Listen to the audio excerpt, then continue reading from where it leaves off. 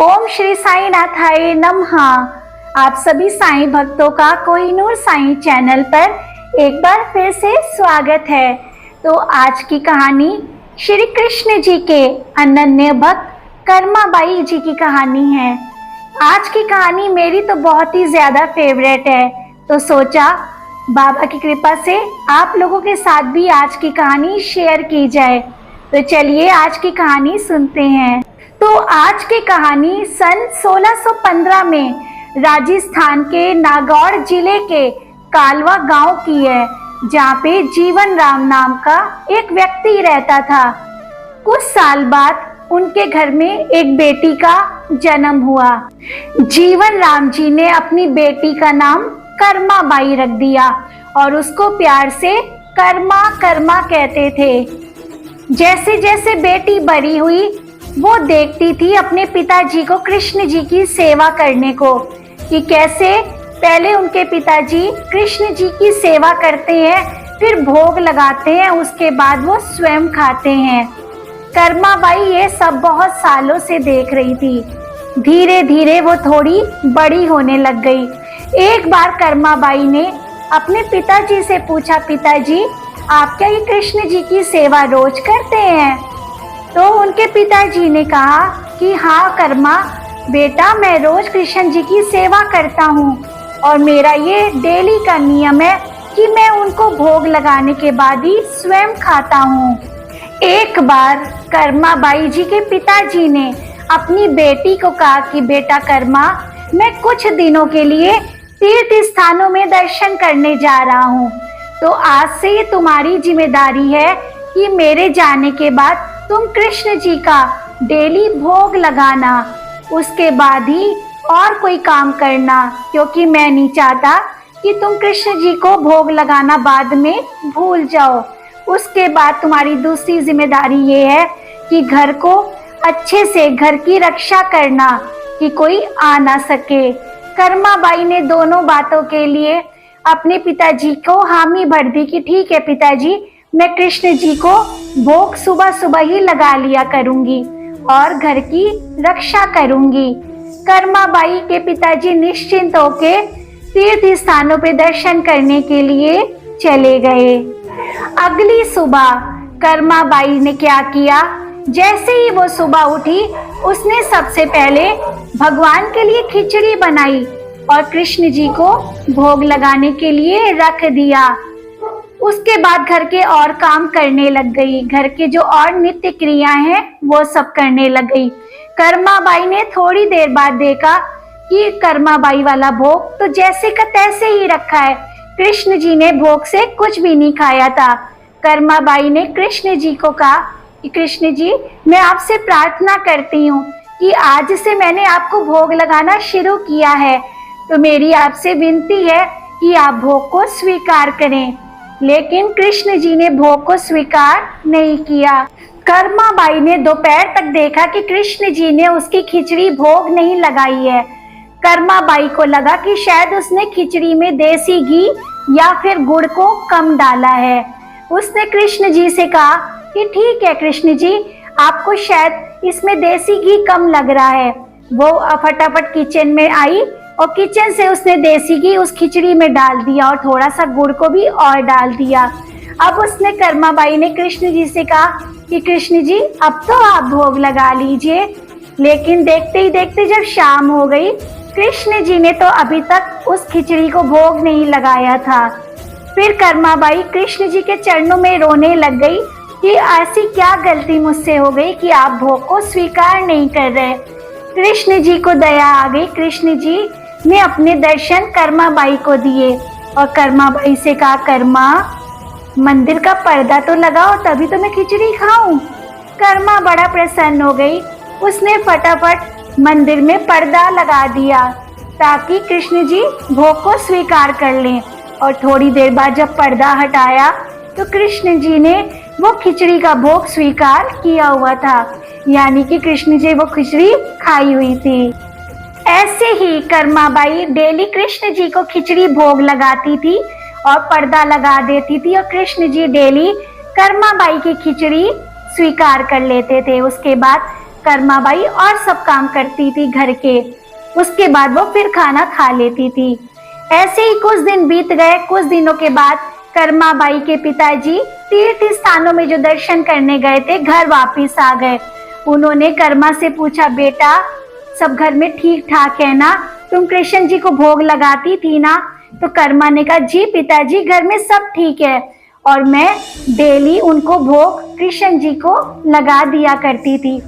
कर्माबाई के पिताजी ये सब सुन के बड़ा प्रसन्न हो गए। कर्माबाई ने बताया कि कृष्ण जी मेरी खिचड़ी डेली पूरी खा लेते थे। कर्माबाई के पिताजी बहुत खुश हो गए। उन्होंने कहा, वाह रे तेरी लीला ईश्वर, मैं आपको ढूंढने गया तीर्थ स्थानों में और आप तो मेरे घर में ही बैठे थे। ऐसे कर्माबाई के पिताजी ने कर्माबाई से एक वादा लिया कि आज से तुम ही कृष्ण जी की सेवा करना, तुम ही उनको डेली भोग लगाना, क्योंकि तुम्हारा भोग वो बड़े चाव से खाते हैं। कर्माबाई ने अपने पिताजी से वादा किया, ठीक है पिताजी, आज से मैं ही कृष्ण जी को डेली रोज भोग लगाया करूंगी, उसके बाद खुद खाया करूंगी। ऐसे ही कुछ दिन बीत गए। कर्माबाई डेली कृष्ण जी को पहले भोग लगाती, पर्दा लगाती, कृष्ण जी उस भोग को स्वीकार कर लेते। उसके बाद घर के सारे काम करके वो खुद खा लेती थी। कर्माबाई को भी अब पूरा पता लग चुका था कि कृष्ण जी को सुबह सुबह भूख लग जाती है, तभी वो सुबह सुबह भोग स्वीकार कर लेते हैं। ऐसे ही डेली का नियम बना रहा। कुछ दिनों के बाद कर्माबाई के पिताजी खत्म हो गए। कर्माबाई के पिताजी जब खत्म हो गए तो उसका अपने घर में मन नहीं लगा। उसने अपने कृष्ण जी को लिया। उसके बाद वो भी तीर्थ स्थानों में दर्शन करने के लिए चली गई, सभी मंदिरों में दर्शन करने के लिए चली गई। लास्ट में वो जगन्नाथ जी पुरी दर्शन करने आई। वहीं पर उसने जगन्नाथ जी पुरी के बगल में ही कुटिया में वो हमेशा के लिए अब रहने लग गई।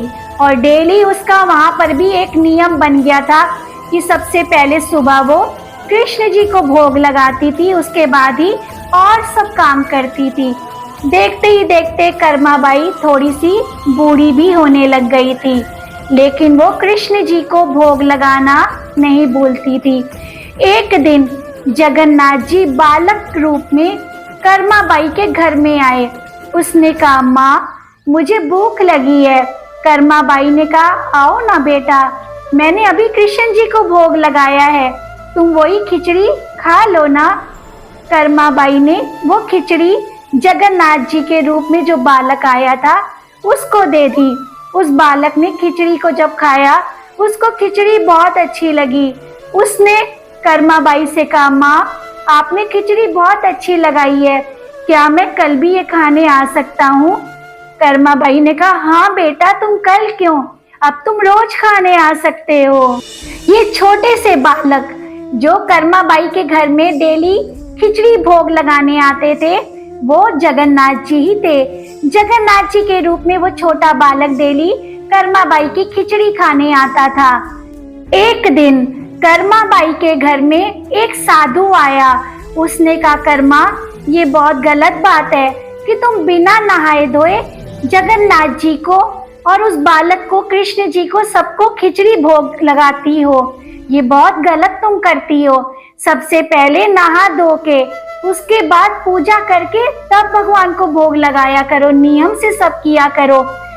कर्माबाई ने कहा, ठीक है साधु जी, मैं कल से ऐसा ही करूंगी कि कल से मैं नहा धो के पूजा करके उसके बाद ही खिचड़ी बना के भोग लगाऊंगी। ऐसे ही अगले दिन से कर्माबाई ऐसे ही करने लग गई। लेकिन जगन्नाथ जी जो उस बालक रूप में रोज आते थे, वो भी समय से सुबह सुबह आ गए। लेकिन कर्माबाई की खिचड़ी तो अभी बनी ही नहीं थी, कर्माबाई तो अभी नहाई भी नहीं थी। उसने उस बालक को रोका कि बेटा अभी कुछ देर रुक जाओ, अभी खिचड़ी बन रही है। जैसे तैसे जल्दबाजी में कर्माबाई ने फटाफट खिचड़ी बनाई और उस बालक रूपी जगन्नाथ जी को खिला दी। उस बालक रूपी जगन्नाथ जी ने फटाफट खिचड़ी खा ली, लेकिन उनको लगा कि आज तो मुझे बहुत ज्यादा देर हो गई है, उन्होंने फटाफट ना हाथ मुंह धोया जगन्नाथ जी रूपी बालक ने, ना मुंह पोछा, और फटाफट मंदिर में चले गए, क्योंकि उनको था कि मेरे और भी भक्त मेरा इंतजार कर रहे होंगे, मुझे सबको दर्शन देना है। फटाफट उन्होंने खिचड़ी खाई और मंदिर में प्रस्थान कर लिया। जैसे ही जगन्नाथ जी के जो पुजारी उधर के थे, उन्होंने जगन्नाथ जी को देखा तो उनके मुंह में खिचड़ी लगी हुई थी। जगन्नाथ जी के जो पुजारी लोग थे, उन्होंने देखा कि खिचड़ी लगी है। उनके मन में तुरंत आया कि हम लोगों ने तो जगन्नाथ जी को इतने दिनों से खिचड़ी भोग नहीं लगाई है, तो जगन्नाथ जी के मुंह में ये खिचड़ी कैसी लगी हुई है।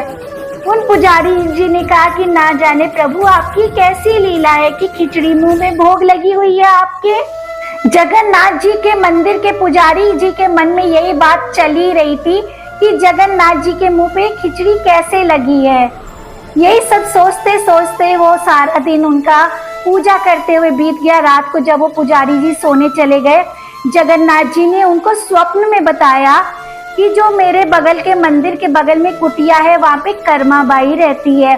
मैं उसके घर में रोज बालक रूप में खिचड़ी खाने जाता हूँ और उसकी खिचड़ी मैं बहुत चाव से खाता हूँ। उसकी खिचड़ी मुझे बहुत स्वादिष्ट लगती है। मैं रोज जाता तो हूँ खिचड़ी खाने, लेकिन 3-4 दिन पहले क्या हुआ कि वहाँ पे एक साधु आया। उसने कर्माबाई को कह दिया कि पहले नहा धो के खिचड़ी बनाया करो, पूजा किया करो, उसके बाद भोग लगाया करो। अब कर्माबाई जो मेरी माँ बनी हुई है, वो खिचड़ी बनाने में उनको देरी हो जाती है और मैं भूखा ही रह जाता हूँ। और कई बार मैं जल्दबाजी में खिचड़ी खा के तो आता हूँ और हाथ मुंह भी नहीं धो पाता हूँ, मेरे मुंह पे खिचड़ी लगी रह जाती है। पुजारी जी को बिल्कुल बात समझ में आ गई कि ये साधु जी का ही कमाल है। पुजारी जी जैसे ही सुबह हुई, वो उस साधु को ढूंढने चले गए जिस साधु ने कर्माबाई को कहा था कि पहले नहा धो के पूजा करके तब खिचड़ी बनाया करो। अगली सुबह पुजारी जी साधु जी को ढूंढने निकल पड़े, क्योंकि जगन्नाथ जी ने सारी बात उन पुजारी जी को बता दी थी। पुजारी जी को इसलिए ढूंढने लगे ताकि पुजारी जी फिर से कर्माबाई को कह सके कि तुम जैसे पहले खिचड़ी बनाती थी सुबह सुबह, वैसे ही बनाया करो। अचानक से साधु जी मिल भी गए। उन्होंने पंडित जी ने हर एक बात सपने वाली साधु को बताई। साधु फटाफट कर्माबाई के पास गया कि कर्मा, तुम जैसे पहले खिचड़ी भगवान को भोग लगाती थी, वैसे ही भगवान को भोग लगाया करो। फिर उसने कर्मा ने कहा ठीक है साधु जी, आप जैसे कह रहे हैं मैं अब पहले की तरह ही भोग लगाया करूंगी। कर्माबाई फिर पहले की तरह ही खिचड़ी भोग लगाने लग गई और जगन्नाथ जी खिचड़ी वैसे ही सुबह सुबह आकर खाने लग गए, भरपेट खाने लग गए। और अब उनको जल्दी भी नहीं होती थी, आराम से हाथ मुंह धो के फटाफट मंदिर में अपना स्थान ग्रहण जगन्नाथ जी के रूप में कर लेते थे। एक दिन क्या हुआ, ऐसे ही कुछ दिनों तक ये क्रम चलता रहा। कुछ दिनों के बाद कर्माबाई का स्वर्गवास हो गया। कर्माबाई का स्वर्गवास हो गया तो पुजारी जी ने देखा कि जगन्नाथ जी के आंखों से बहुत आंसू निकल रहे हैं। पुजारी जी बहुत दुखी हो गए कि आज जगन्नाथ जी क्यों रो रहे हैं, क्या बात ऐसी हो गई। तब जगन्नाथ जी ने रोते रोते पुजारी जी को बात बताई कि जो मेरी सबसे अनन्य भक्त है, जो मेरी प्रिय भक्त है, आज उसका स्वर्गवास हो गया है, आज वो खत्म हो गई है। उसका एक डेली का नियम था कि मुझे रोज खिचड़ी भोग लगाती थी। पुजारी जी भी जगन्नाथ जी को रोते देखकर वो भी रो पड़े।